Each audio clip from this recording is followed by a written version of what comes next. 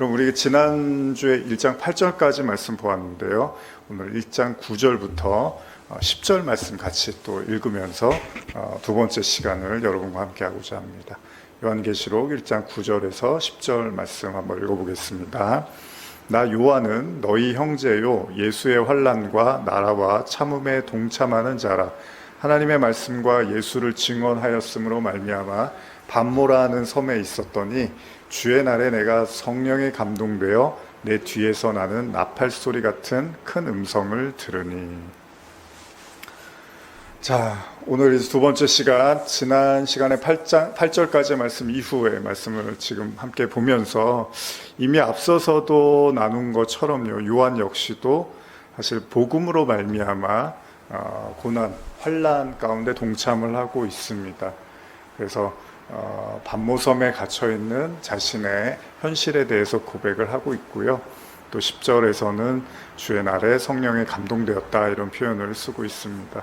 자, 이런 구절도 우리가 보면서 이런 생각을 해볼 수 있어요. 이 환난이라는 거는 뭔가 특별한 사람에게만 일어나는 것이라는 생각을 할 수 있는데요.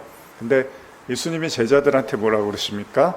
너희가 환난을 당할 거다 이렇게 말씀을 하셨잖아요. 그리고 예수님을 따르는 사람들에게도 십자가를 짓고 또 고난을 당할 것에 대해서 여러 차례 말씀을 하셨습니다. 그래서 신앙생활이라는 건 어떤 의미에서 사실은 인생이 그렇잖아요. 뭐 즐거운 일도 있지만 괴롭고 힘든 일들도 있는 거고, 뭐 이렇게 삶을 여러분들이 하루를 오늘 이렇게 쭉 생각해 보셨을 때, 뭐 눈을 뜨자마자 이제 아침부터 지금까지 시간들을 돌아보시면 뭐 즐거운 시간도 있고 또 뭐 좀 걱정과 근심의 시간들도 있으셨을 거고 또 별다른 생각 없이 그냥 무덤덤하게 보냈던 시간도 있고 뭐 그러니까 삶이라는 게 뭐 되게 즐겁거나 뭐 되게 괴롭거나 뭐 그렇지만은 않잖아요. 이런저런 것들이 섞여 있으면서 또 그냥 밋밋하게 그냥 뭐 그만한 시간들도 이렇게 흘러가는 거죠. 그러나 신앙도 그렇습니다. 뭐 신앙이라는 게 항상 기쁘고 뭐 감사하고 즐거울 일들만 넘치는 건 아닌 걸 우리는 잘 알고 있잖아요.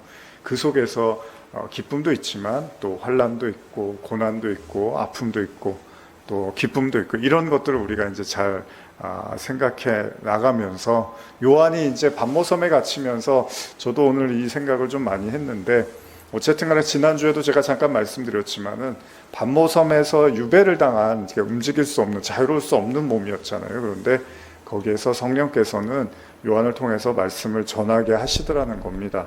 그래서 그런 의미에서 우리가 생각해 본다면 여러분들이 사실은 뭐 물론 뭐 사역자나 목회자나 뭐 그런 내가 그런 위치에 있지 않으니까 꼭 내가 뭐 말씀을 전해야 되고 꼭 말씀을 나눠야 되나 이런 이제 성도들이 보통 보편적으로 그런 생각을 할 수 있는데 사실은 그렇지만은 않습니다. 성령께서는 언제든지 어디서나 복음을 증거하게 하시고 말씀을 나누게 하시는 거잖아요.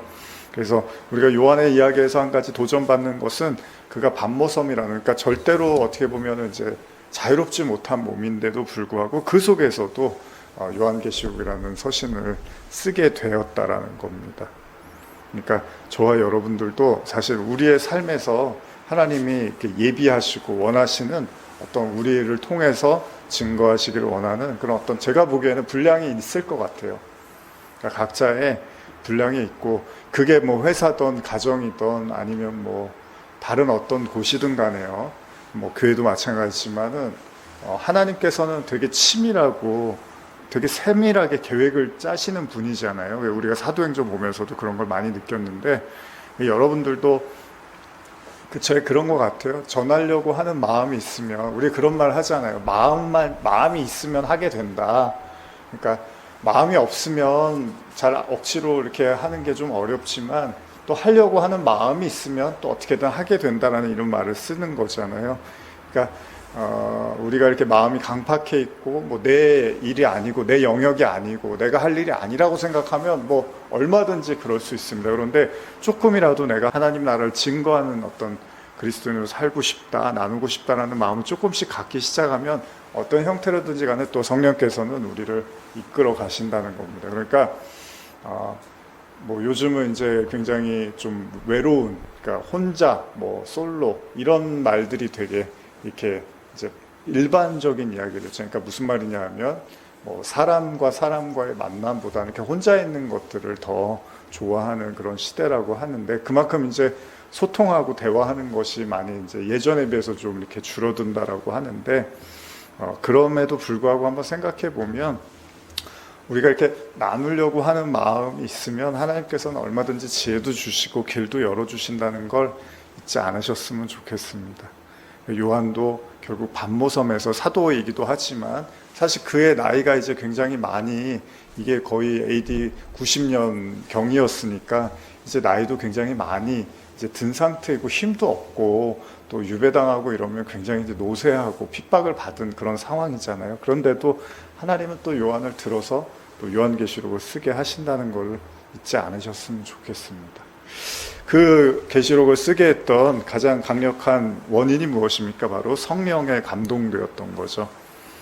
그래서 여러분들이, 저는 이제 성도님들도 기도하실 때 우리가 지난 이제 주일에도 요즘 예배에 대해서 말씀을 좀 나누고 있는데, 그 성령에 대한 이제 영과 진리라는 표현으로 이제 제가 주제를 삼아서 올해 교회 표기도 하고 해서 신령과 진정이라는 주제로 말씀을 나누기도 하는데, 영과 진리로 예배 드린다는 것은 성령의 도우심을 받는다라는 의미도 있단 말이죠. 그리고 성령의 도우심을 통해서만 예수가 그리스도이심이 밝히 드러난다는 이야기이기도 한단 말이죠. 그러니까 여러분들이 이제 기도할 때, 나는 그냥 내가 처한 어려움이나 내가 뭐 주변 환경이나 상황에 대해서는 내가 중보하고 기도하긴 하지만 그 외에는 딱히 내가 뭐 기도할 것도 잘 모르겠고 뭐 이런 감이 잘 안 잡히시는 분들이 계실 수 있겠어요. 근데 그럴 때마다 정말 성령을 향해서 우리가 마음을 열고, 주님을 향해서 마음을 열고, 정말 그냥 내가 어떤 부르짖고 기도하는 것에서만 멈추는 것이 아니라 하나님이 나한테 정말 무엇을 말씀하시기를 원하고, 또 내가 무엇을 기도하고 어떤 또 섬김과 나눔을 하기를 원하는지에 대해서도 굉장히 좀 이렇게 좀 마음을 쏟아가면서 기도했으면 좋겠어요. 그러니까 우리 힘과 우리의 지혜로는 분명히 한계치가 있고요. 어느 이상에 대해서는 더 이상 생각하지 않을 수도 있습니다. 근데 이제 성령께서 그걸 열어주시는 거거든요. 그래서 마땅히 우리가 구할 바를 알지 못할 때 성령이 탄식하면서 기도하게 하시고 중보하게 하시고 또 하나님의 뜻을 이렇게 더욱더 가까이 나갈 수 있도록 이렇게 견인해 주신단 말이죠. 그렇기 때문에 기도를 그냥 내가 이렇게 가지고 있는 생각들을 이렇게 나열해서 열거해서 단지 이렇게 하나님께 도와달라고 요구하는 것에서 멈추는 것이 아니라, 그것을 넘어서서 정말 성령이 나에게 어떻게 운행하시고 말씀하시기를 원하는지에도 상당히 여러분들이 좀 민감하게 기도했으면 좋겠습니다. 자, 어쨌든 요한이 이제 성령의 감동이 되어서 그 나팔 소리와 같은 큰 음성을 들었고요.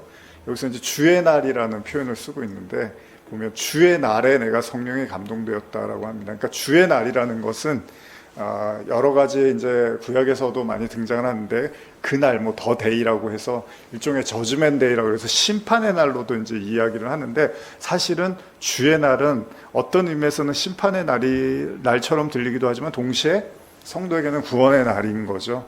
그래서 이제 예를 들면 제가 자주 드는 예 중에 하나가, 이제 이스라엘 백성들이 예를 들면 홍해를 가르고 이렇게 애굽을 탈출할 때 어떻죠? 분명히 바로의 그 군사들, 병거들과 바로의 군사들에게는 그 홍해가 이제 닫히면서 거기 수장이 되는 겁니다. 그들에게는 심판입니다. 그런데 이스라엘 백성들은 거기를 이제 드디어 빠져나오는 거예요. 애굽을 정말 빠져나오는 거예요. 물론 이제 그때 유월절 어린 양의 이제 피로 우리가 유월했다 그래서 패스오버라는 표현을 쓰는 거죠. 이제 그 은혜로 이렇게 나오게 된 거예요. 근데 그것은 동시에 애굽에 대한 완전한 심판도 의미하고 있다는 거죠. 또 뭐 여러 가지 많이 있습니다. 뭐 여리고성 함락도 그렇고요. 뭐 7번째 날, 그러니까 7바퀴를 돌다가 그 7번째 날 이제 여리고성이 함락될 때 여리고에 있는 사람들에게는 심판의 날이지만 이스라엘 백성들에게는 그것이 이제 구원의 승리의 날이 되기도 하는 거죠. 그래서 나팔 소리라는 표현도 나오는 게, 나팔 소리는 뭐 여러분들 잘 아시죠? 여리고성처럼 그 하나님의 말씀을 이제 상징하는, 그러니까 여리고성을 이제 함락할 때 아마 나팔 소리가, 나팔을 불고 뭐 이런 내용들이 있었을 거예요. 그래서 동시에 이제 하나님의 말씀으로 땅을 정복하는 개념으로 이해를 할 수 있습니다. 그러니까 여기서 이제 10절의 말씀에서 주의 날에 성령에 감동돼서 내 뒤에서 나는 나팔 소리 같은 큰 음성, 뭐 이 구절을 놓고 보면 주의 날, 그러니까 심판의 날이기도 하지만 동시에 구원의 날, 내가 성령의 감동이 돼서 내 뒤에서 나팔 소리 같은 하나님의 말씀이 큰 음성으로 들렸다라고 이렇게 이해를 할 수 있다는 거죠.